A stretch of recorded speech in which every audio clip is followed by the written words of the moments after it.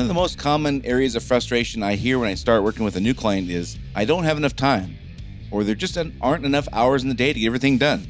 And their typical solution is trying to be more efficient and trying to get more done. And this is perhaps the worst strategy imaginable. Why is that? Stay tuned to find out.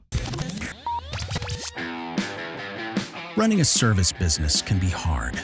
It is not unusual for business owners in industries like contracting, home repair, auto repair, business-to-business services like janitorial, IT and accounting, and many others to feel overwhelmed by all the priorities facing them at any given time. Between addressing the needs of the customers, managing the employees, figuring out the financials, and getting processes in place, feeling like you're making significant progress on your business journey can be difficult. Welcome to Service Industry Success, hosted by Brian Harding. Each week, Brian will look at real-world strategies for building the business you are dreaming of, while also sharing tactics to get through some of the most frustrating parts of business ownership with a lot more ease. Let's get started. I'd like you to picture a small business owner. We're going to call her Jill. Jill has about 10 to 12 employees. She loves her team.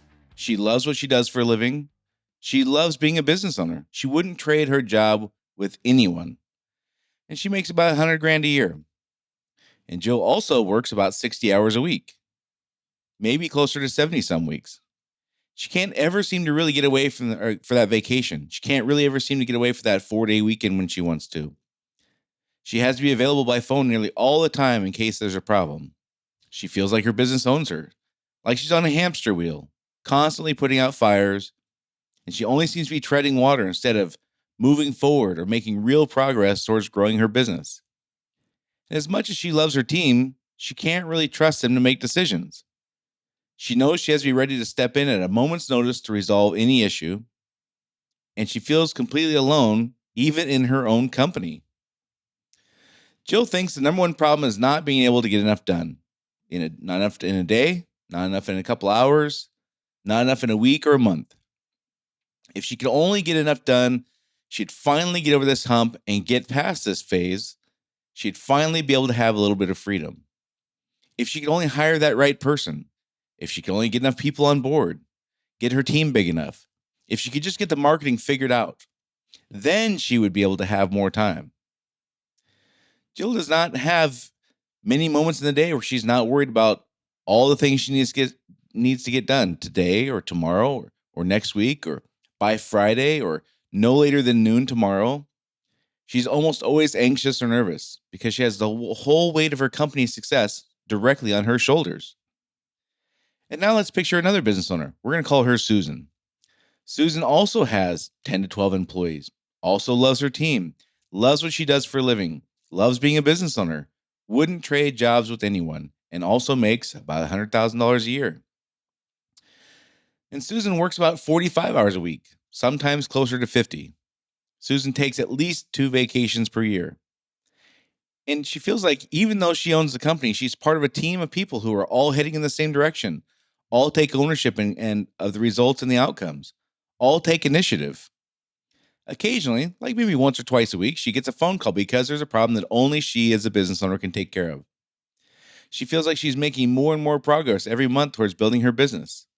Other than the bumps in the road that come along with running a business, which are always going to be there, Susan is more or less relaxed and confident about being a business owner and about her business in general. She doesn't lose sleep over worrying about all she has to get done tomorrow, getting that right person hired, explaining to her husband and kids that she has to work late again, even though she promised last month she would stop working late. Those things are not an issue for Susan anymore. So what is the real difference between Jill and Susan? One of the most counterproductive and common mistakes I see in business owners is trying to get more done. What do I mean by this? If you look at Jill's strategy, which is common, I would say that nearly 100% of all the business owners I have seen, not just work with, but seen, go through this phase. And when I say 100%, I'm talking about myself as well. I remember vividly going through this phase, and it sucked. I didn't like it one bit. But the solution was counterintuitive. What I thought the solution was, what I thought would get me out of this, turned out to be the absolute worst thing to do.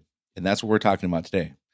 So back to Jill. Her focus is getting more done, being more efficient, and waiting to delegate until that right thing, that big thing, or that super helpful next thing happens, like getting more people on board, getting that key manager hired, getting this next big project done.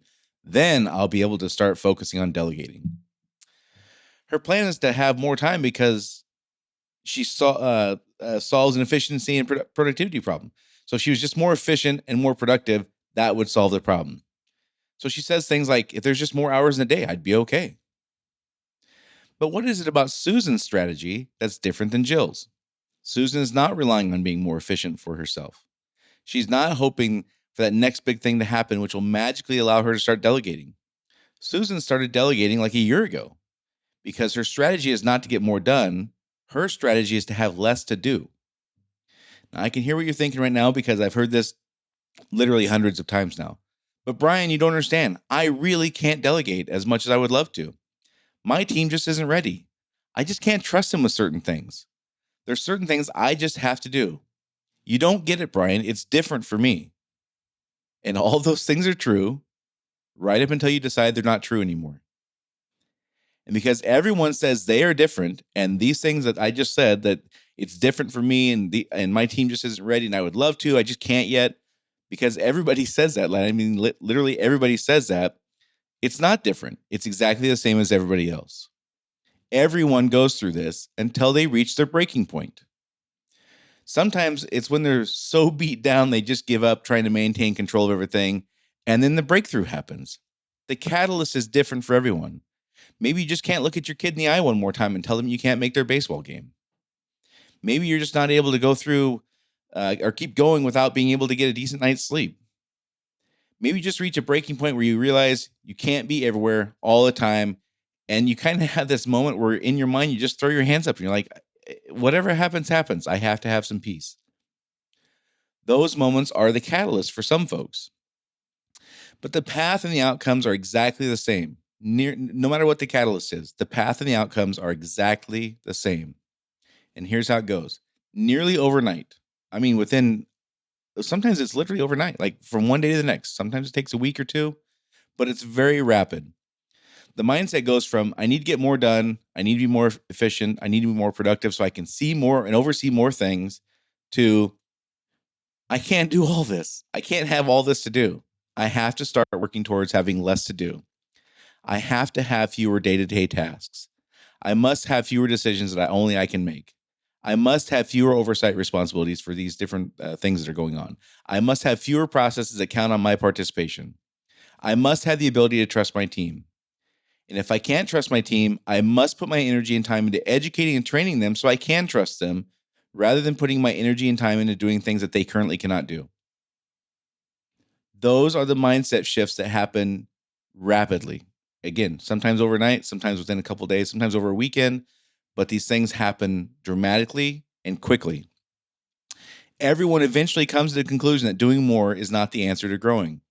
Doing less is the answer to growing, which again is very counterintuitive. And if you've heard me talk about stages of business, this is very much a stage 3 problem.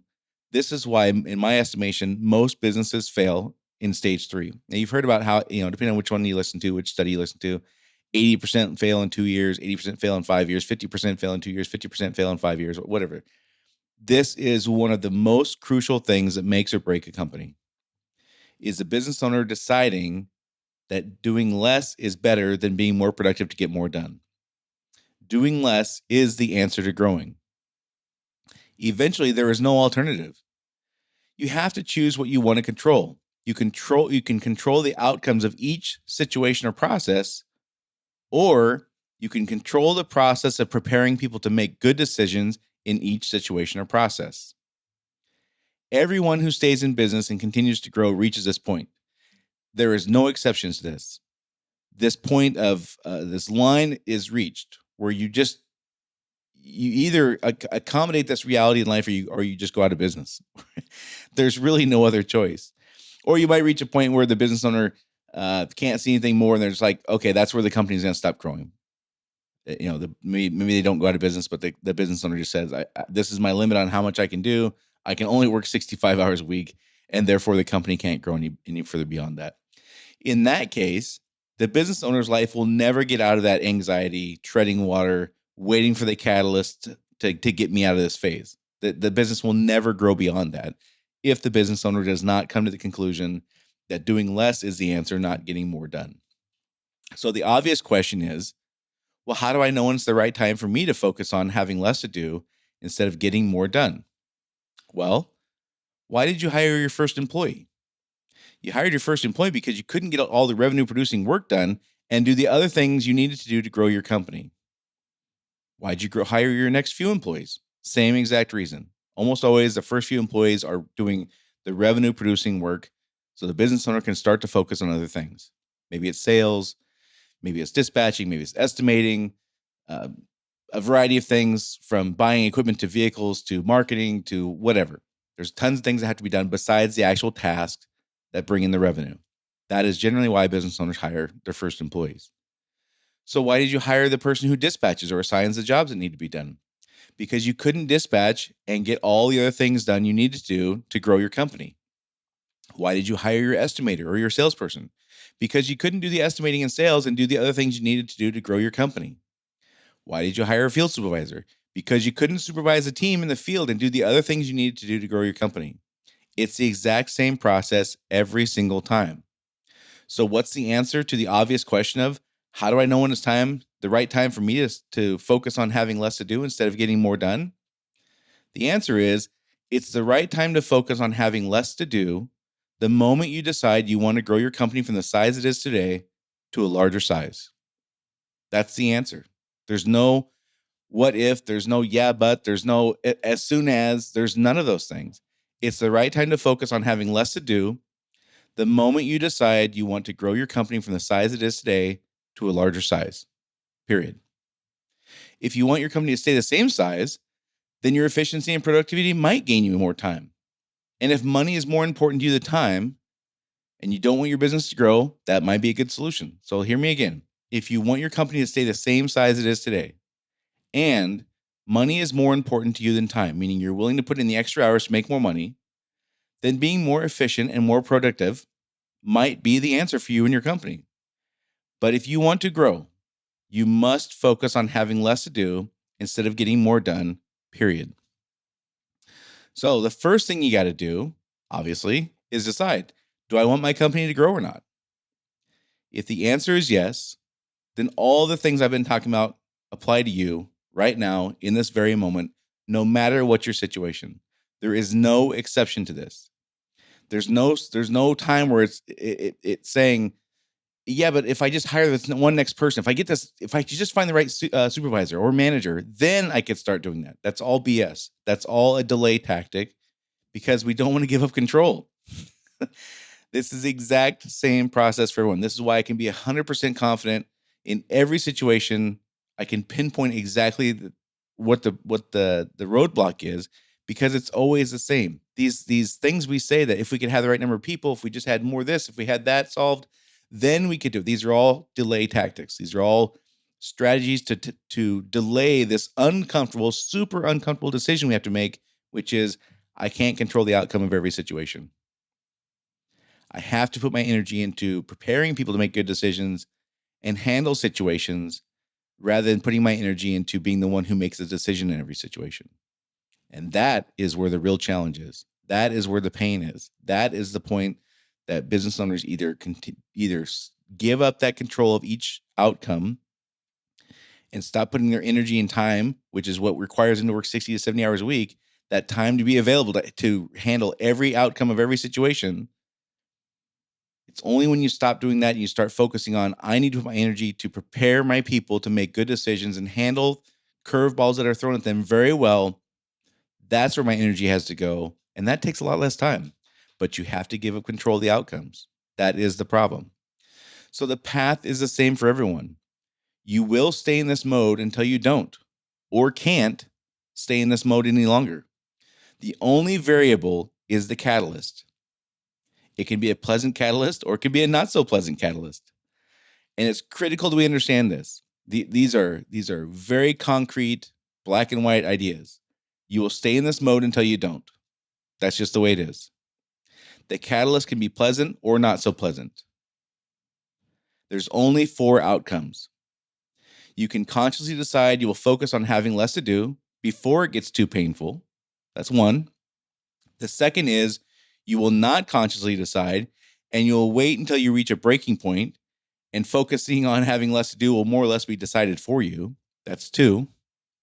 The third one is you'll reach a point in which you cannot control any more processes, but you're not willing to change what you control.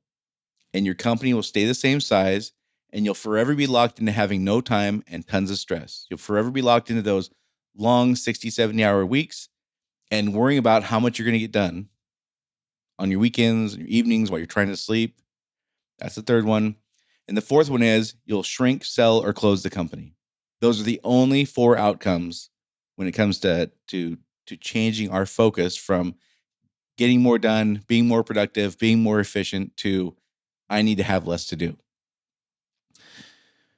When you decide to focus on having less to do, the path and the outcomes are exactly the same. Nearly overnight, like I said, the mindset goes from I need to get more done to I can't have all this to do. I have to start working towards having less to do. I must have fewer day-to-day tasks. I must have fewer decisions that only I can make. I must have fewer oversight responsibilities. I must have fewer processes that count on my participation. I must be able to trust my team. And if I can't trust my team, I must put my energy and time into educating and training them so I can trust them, rather than putting my energy and time into doing things they currently cannot. Those are either or situations. You either put your time and energy into doing things that they cannot forever, or you put your time and energy into preparing them so that you can trust them to handle those situations and processes. Everyone eventually comes to the conclusion that doing more is not the answer to growing. Eventually, there is no alternative. You just have to choose what you want to control. You can control the outcomes of each situation or process, or you can control the preparation of your people to make good decisions in each situation or process. So the obvious question is, how do I know when it's the right time for me to focus on having less to do instead of getting more done? Well, again, why did you hire your first employee, your next few employees, the person who dispatches or assigns the jobs, the estimator or salesperson, the field supervisor? It's the exact same process every time. In every case, you hired someone to delegate tasks and decisions to because you couldn't do the work that they do now and also do the other things that would grow your company. So what's the answer to the obvious question of how do I know when it's the right time for me to focus on having less to do instead of getting more done? The answer is always the same. It's the right time to focus on having less to do the moment you decide you want to grow your company from the size it is today to a larger size. And this is one of those things that we can kick it around as many times and in many ways we want to. We do not change the fact that the answer is always the same. The situations, the variables, the catalysts change. That's it. The path is always the same. You will continue to hit your head against this wall until you decide not to. And that's just the plain fact of it. And hopefully you will do it in a not so painful way. Hopefully you'll do it before it gets to be unbearable. The path is the same. The only difference is the catalyst and the variables. And when I say variables, meaning the exact situation, the moment you just come to this conclusion, that's the only difference. There's no exception to, well, yeah, but this person hired a manager, then they got it figured out. That wasn't the reason. The reason was because they decided they didn't have to control every outcome and make every decision. They decided not to put their energy into that. They decided to put their energy into training people and preparing them to make good decisions and handle curveballs being thrown at them. So this is one of the most important things for people to recognize is there are no exceptions. And this is the path. This is one of the most important reasons that businesses either make it or don't. Because we're only human. We're just one person. We can't do everything. Imagine trying to run a company that has 12 people and you got rid of like 9 of the revenue producing people. Like it's the same thing. You can't do everything. Your task has to be to do less of what is currently done so you can focus on doing more of what needs to be done. That is the answer to growing. And there is no alternative. I wish there was. Sorry. This is just the way it is. So the good news is once this epiphany happens, and I didn't really plan to talk about this, but I'm going to. Once this epiphany happens, your life overnight gets immensely easier. You go through this phase of a couple of weeks or a couple of months where it's really scary, and you have chosen to give up control of every outcome, and you've chosen to gain control of the preparation of teaching your people how to get ready for these outcomes and make good decisions. That couple weeks or couple months is scary, but once you get through that, I'm not kidding you, your life gets easier in a way I can barely describe. The amount of stress that just melts away is immeasurable. The quality of sleep and the quality of your life is dramatically better. And this is where people have this major epiphany. This is the people you see that are working 40 hours a week and seem to have it all under control. And they can take Wednesday afternoons off and go golfing. They can take a 4-day weekend off whenever they want. Those people have gone through this. That's the only difference, is they've chosen to take this path. Sometimes because they want to, sometimes because the life forced them to. That's the only difference. The catalyst is the only difference. So anyhow, that's what we're talking about this week. Thanks for tuning in. If you haven't had a chance yet, please share this podcast with a friend or colleague who is a business owner in a service industry. And if you're listening on Spotify, especially, if you could give us a rating review, that would be awesome. We don't have any reviews on Spotify yet. We got quite a few on Apple. But Spotify is becoming the number one place people listen. So if you're listening right now and you're listening on Spotify, pretty please with sugar on top, I'm talking to you. Take a minute and a half after this is done and just leave a quick review and a 5-star rating. That would be awesome. I would really appreciate that. And again, if you have business owners, friends in service industries, contractors, auto repair shops, CPA firms, bookkeeping places, companies, IT service providers, home service providers like carpet cleaners and all that kind of stuff, landscapers, all those kinds of service related industries, that's who we're talking to. If you have friends in those industries who are business owners, please pass this along. I'd really appreciate that. And I hope you all have a great week, and I will see you all next week.